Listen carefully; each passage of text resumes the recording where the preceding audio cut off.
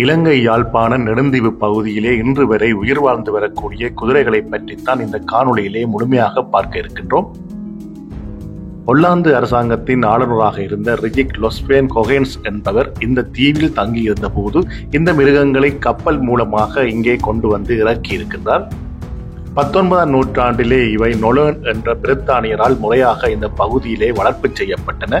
அதற்குரிய ஆதாரங்களாக இன்று வரை உடைந்த நிலையிலே காணப்படுகின்ற குதிரை லயங்களை நாங்கள் இந்த நெடுந்தீவு பகுதியிலே காணக்கூடியதாக இருக்கின்றது.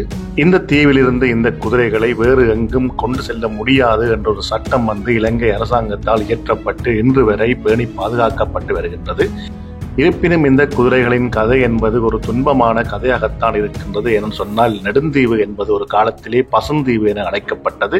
ஆனால் அந்த நிலைமை தற்போது நெடுந்தீவில் இல்லை. என சொன்னால் அந்த பகுதி முழுவதும் தற்போது வறட்சியான பூமியாக காணப்படுகின்றது. எனவே வறண்ட காலப்பகுதியாக இருக்கக்கூடிய கோடை கால பகுதியிலே இந்த குதிரைகளானது உணவுக்கு பெரும் கஷ்டத்தை எதிர்நோக்கி வருகின்றன. உணவுக்கு மட்டுமல்லாது நீருக்கு கூட இந்த குதிரைகள் அலைந்து திரிகின்றன.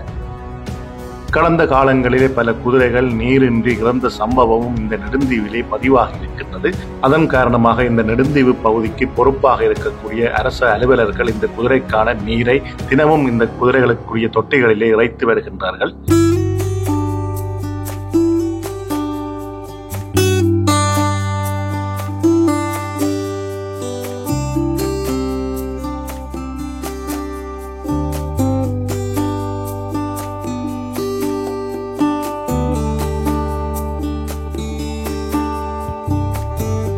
அதிக வறட்சியான காலப்பகுதிகளிலே இந்த குதிரைகளுக்கு வழங்கப்படுகின்ற நீரானது சில சமயங்களில் போதுமான நீராக இல்லை.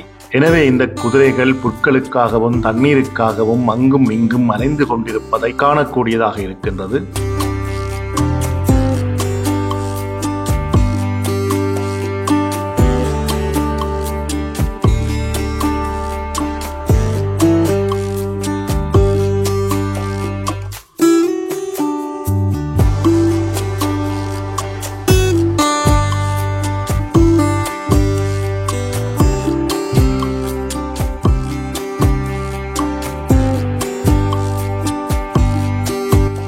எனவே இந்த காணொளியூடாக நாங்கள் நெடுந்தீவு பகுதியிலே வசித்து வரக்கூடிய குதிரைகள் சம்பந்தமான முழுமையான காட்சிகளை உங்களுக்கு தருகின்றோம்.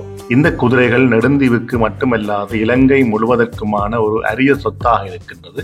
எனவே இந்த குதிரைகளை பேணி பாதுகாக்க வேண்டிய கடப்பாடு நாட்டு மக்கள் அனைவருக்கும் உண்டு என்றுதான் சொல்ல வேண்டும். இங்கே வாழக்கூடிய மக்களின் கூற்றுப்படி இந்த குதிரைகளானது இந்த தீவுக்கு கொண்டு வரப்பட்ட காலப்பகுதியிலே உயர் ரகத்தைச் சேர்ந்த குதிரைகளாக இருந்திருக்கக்கூடும் என்றும், பின்னர் இந்த பகுதியிலே ஏற்பட்ட உணவு நீர் போன்றவற்றின் தட்டுப்பாடு காரணமாக இந்த உயர் ரகத்தைச் சேர்ந்த குதிரை இனங்கள் கட்டை குதிரை இனங்களாக மாறிவிட்டதாக சொல்கின்றார்கள்.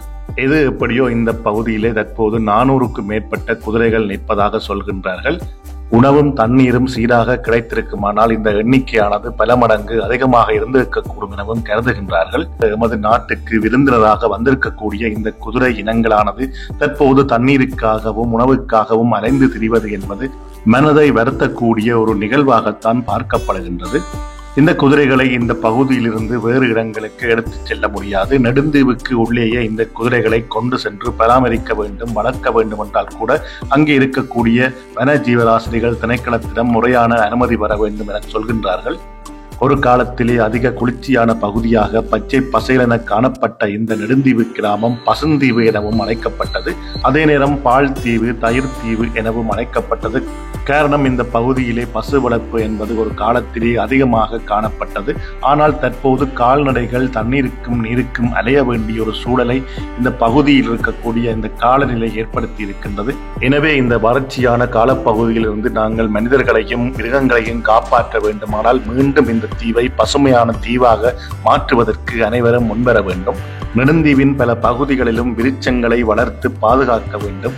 அவ்வாறான ஒரு சூழல் ஏற்படும் போதுதான் மீண்டும் இந்த தீவானது பசுந்தீவாக மாற்றமடையக்கூடிய ஒரு சந்தர்ப்பம் ஏற்படும். எனவே நண்பர்களே, இந்த காணொளியூடாக நெடுந்தீவிலே வாழக்கூடிய குதிரைகளை பற்றிய சில விடயங்களை பார்த்திருக்கின்றோம். தொடர்ந்தும் இந்த காணொளி குதிரைகளோடு பயணிக்க இருக்கின்றது. இந்த காணொளி பிடித்திருந்தால் உங்கள் நண்பர்களுடன் பகிர்ந்து கொள்ளுங்கள், உங்கள் கருத்துக்களை சொல்லுங்கள். மற்றும் ஒரு காணொளியோடு சந்திக்கலாம். நன்றி நண்பர்களே.